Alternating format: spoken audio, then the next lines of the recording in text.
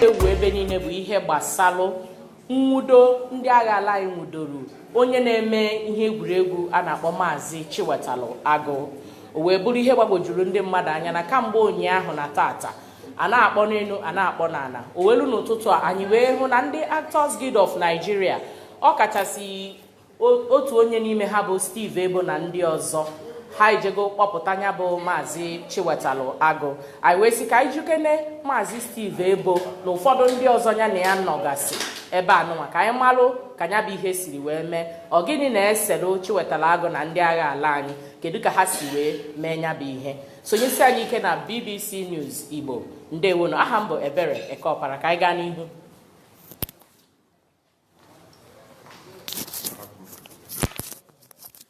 Ọ dị mma, onye unu na-ahụ ugbu a bụ Maazị Steve Ebo. Maazị ndewo. Ekene m ndị Igbo. Ọ dị mma, gwa anyị afa gị ọfụma. Afa m bụ Steve Ebo. Ana m eme ihe onyonyo. Abụ m onye achị nke Chiwetalu Local Government n'Enugu Steeti. Ọ dị mma, n'ụtụtụ tata ka anyị hụrụ na unu jere na ụlọ ọrụ ndị agha ala anyị dị na Etiti Div Enugu wee kpọpụta onye otu unu bụ Maazị Chiwetalu Agu. Wekena anyị ihe mere ebe ahụ. Ife mee na nyanwa anyị nọkwa ebe anyị na-alụ ndị Best Family ọlụ na-emere ha ihe onyonyo. Wee nepụ ya na social media ịntanetị. O wee bụrụ na ofu n'ime anyị bụ Chiwetalu Agu nwere nsogbu ya na ndị amị. Wee jubes ọ bụrụ na ọ nọ Ọnịsha n'ọpa iwe ka ha nwee nsogbu. Wee ya larụrụla anya manwere ha anyị ga-eme. Wee na-eche Chukwu bi n'eluigwe wee mee amara. Wee tete n'ụtụtụ a onye isi anyị prezident ndị Actors Emeka Rollers wee kpọọ m na fon si m na-ebugo Chiwetalu Agu jebe Etiti Div n'Enugu from Ọnịsha. Wee sị oke tupu ọ kụọ elekere 7 nke ụtụtụ m nwere ugo na nke ndị amị n'Etiti Div wee nọrọ ebe ahụ na-eche ha. Wee bịa anọziri ebe ahụ na-eche akpọ Chiwetalu Agu maka ihe nụrụ n'eti Chiwetalu Agu eti na-emelụcha ya arụ na-agbagharị ụkwụ dọkacha efi ya nke a so mụnwa na-eche ịmago maka arụ ya nwoke esichara ozi ike nwoke awụrụzide ikorobịa mụnwa na-eche gbara mgbe m fụzi aka ya na onye amị na-abata akpalụ nkata buru bọtụlụ mmiri n'aka gbalụ nkata ọmụla ọfụ m tuo m afa kene m si na m bịa maka na egwu na-atụ ndị ọzọ ịbịa m si kedu ihe mere ndị amị sị m mba na mụ na ya ma nkwuwa okwu ebe a na ga-eru n'ọfịs onye isi nọkwalụchebe echekwa m fọ awa na abụọ ana m eche nnọọ m nwee ndidi emechazi onye isi ha wee bịa wee jee wee kwube si ka ihe o mee si nna ka ihe mee wee sị m mara ya pụta na ọpa iwe ka wee kwụsị moto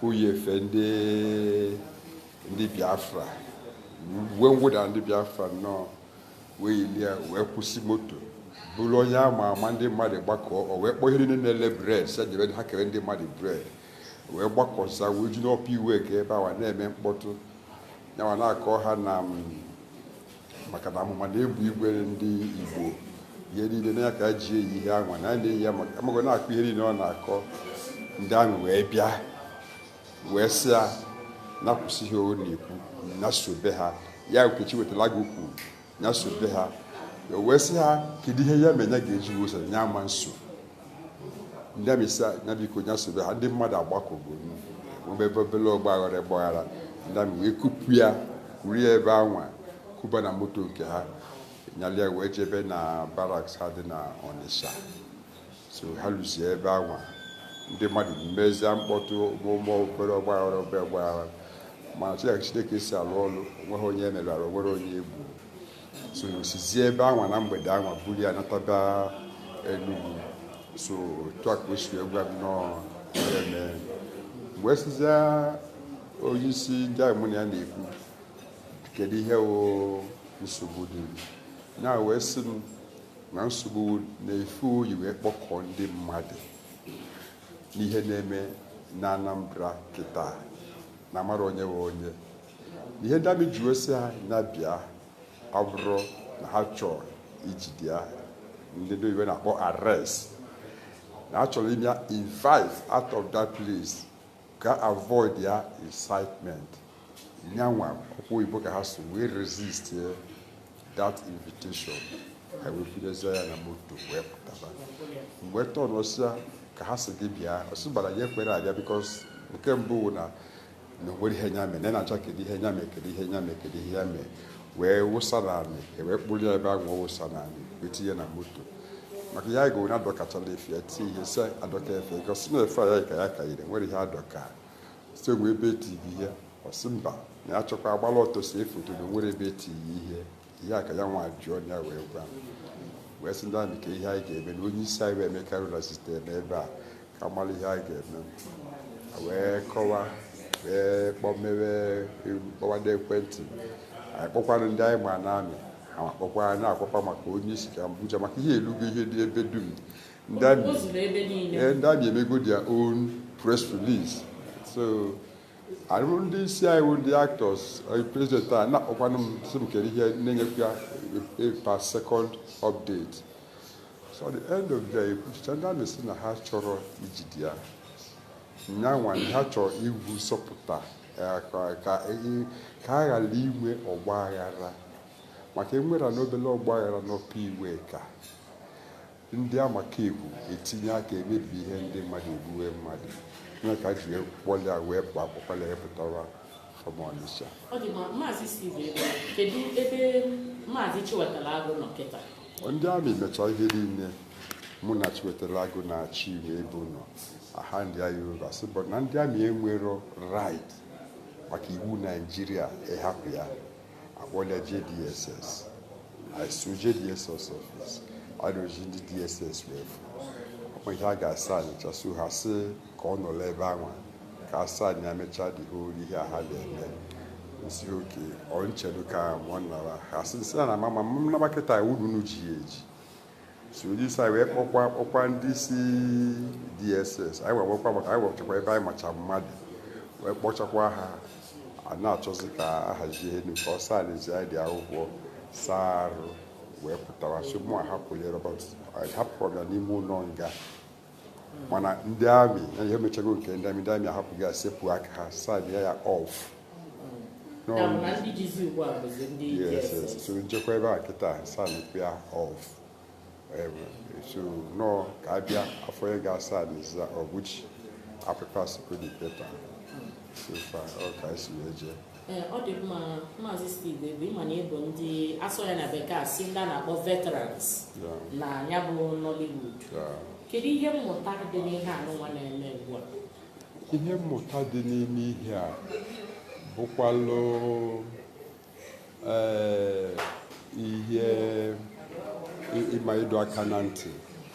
Nke mbụ wee Chineke nyego ọtụtụ n'ime anyị anyị wụrụ ndị ama ama wee bịa soshal midia wee mee gịnị wee nyekwu anyị the leverage inweta ndị kwetere na anyị ihe anyị na-eme ọ dabalụ ha n'ihe nwere anyị na-eme ha fịa n'ihe ọma ka anyị na-eme na saịdị ndị otu m ndị na-elefe ma ndị na-eti egwu ma ndị na-agba bọọlụ ndị niile n'ihe ji wee malụ ha ka anyị ghara itinye onwe anyị na ọnwa ga-eme ka e nwee ihe ọgba aghara ga-emetụta ndụ ndị mmadụ ka anyị ghara ikwe maka na anyị nwere onyinye ndị mmadụ ji wee mara anyị wee na-eso anyị na-ekweta ihe anyị wee mee ihe ga-eweta nsogbu maka na akwụkwọ nsọ si unu ekwena ka isite n'aka unu wee lafuo ofu n'obere ụmụaka ọ ga-akara gị mana ekeghị ihe rụtụba gị n'ime mmiri maka ọnwụrụ ihe a mebere ụnyaahụ ọgbaghara wee dị aka oge esipesi ịda egbuwe ndị mmadụ kedu ihe a ga-akọ na Chiwetalu Agu ya efe ndị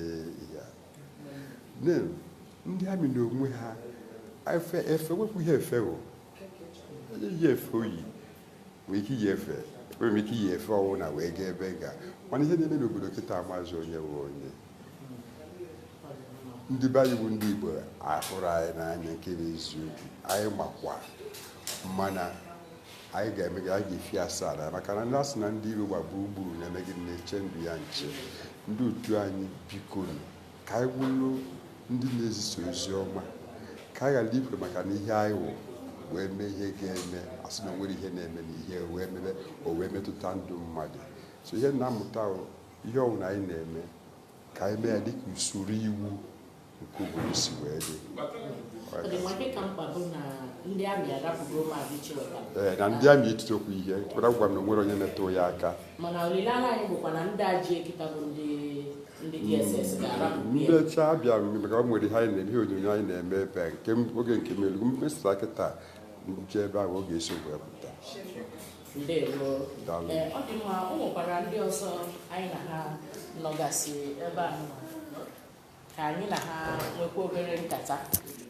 Ụfọdụ bụkwa ndị ama ama na Nollywood nke unu makwa.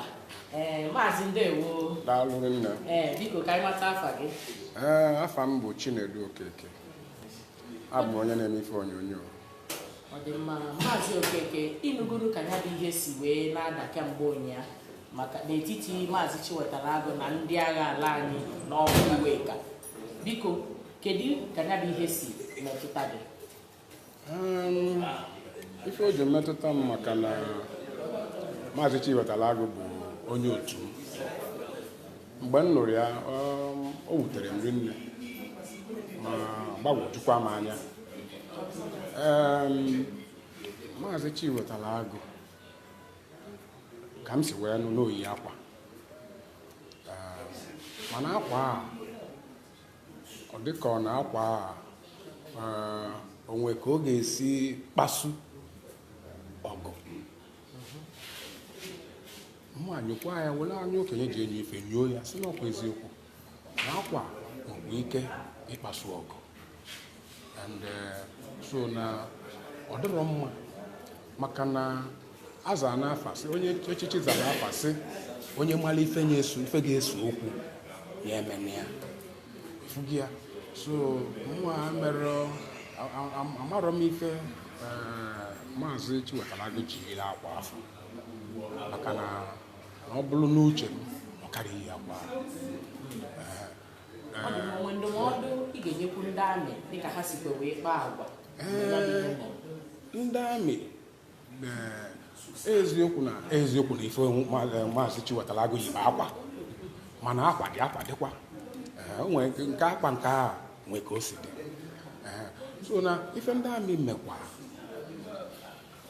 maka etu nsi wee nyo kwuo ofu maka itiri ya ife ajọs kpọrọ ya debie ka jụọ ya ajụjụ and ajụghị ya ajụjụ and anụkwa na fa arapụghị ya mana ọ nọ na DSS kịta and amakwa na a ga-arapụ ya ịghọtago.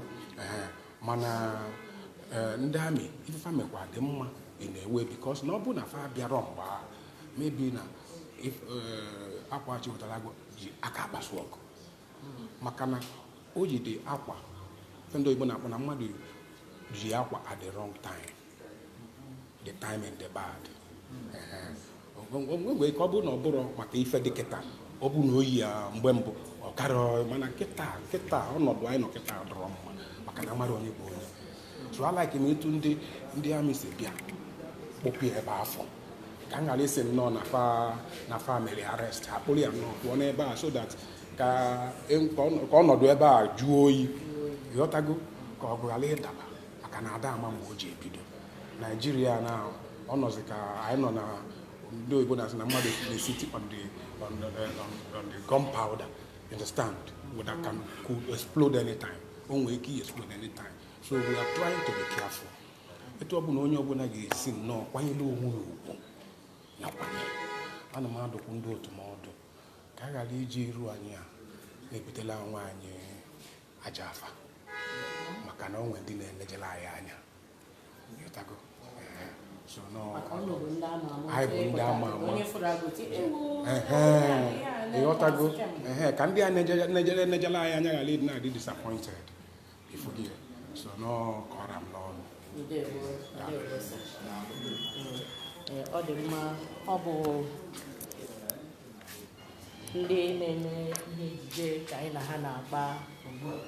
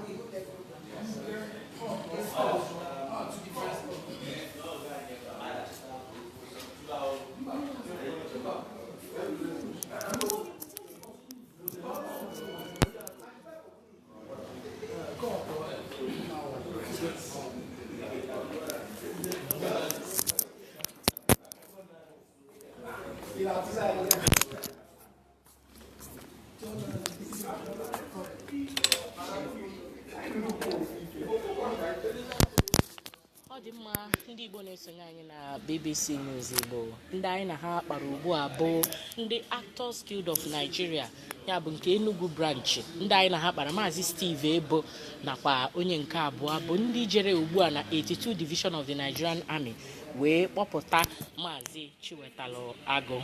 Dịka Maazị Steve Ebo si wee gwa unu ka m kapịkwa anya bụ okwu ọnụ, ọ kọwatara na kamgbe ejidere Maazị Chiwetalu Agu ụnyaahụ n'Ọpa Iweka, na ya bụ ihe bidoro na mgbe Maazị Chiwetalu gwara ya na ya si na ebe ya siri pụta n'Ọpa Iweka wee yiri uwe ahụ dịka a ga-asị na ọ dị uwe ndị Biafra, wee were gote bred wee na-eke ndị mmadụ, na ndị amị wee si ya bịa, na ndị amị mechazịa buru ya eburu wee bupụ ya ebe ahụ.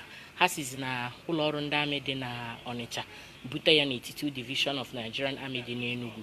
Ọ bụzi na nke Enugu a na 82 Div Enugu ka Maazị Steve Ebo na ndị ọzọ gara tata wee gbapụta ya bụ Maazị Chiwetalu Agu. Ndị amị wee binye aka n'akwụkwọ si na ha eburuzie Maazị Chiwetalu nyezie n'aka ndị DSS. Ya bụ ọ bụ eziokwu na Maazị Chiwetalu Agu anọghịzi n'aka ndị amị ugbu a, mana ọ ka nọkwa na nke ndị DSS, na ha na ya mechaa na ọ ga-apụta. Dịka Maazị Steve si wee gwa anyị na o mechaa ihe ejije ọ na-eme ugbu a, na ọ ga-na-achị azụ n'ụlọ ọrụ ndị DSS n'Enugu ka o jezie kpọpụta Maazị Chiwetalu Agu kpamkpam. Sonyesi anyị ike na BBC News Igbo, anyị ga-anọkwa wee hụ oge ya bụ Maazị Chiwetalu Agu ga-apụta nwere onwe ya, ka anyị gosi ya unu n'uju. Anyị na-akpakwanụ nkata. Aha m bụ Ebere Kọpara.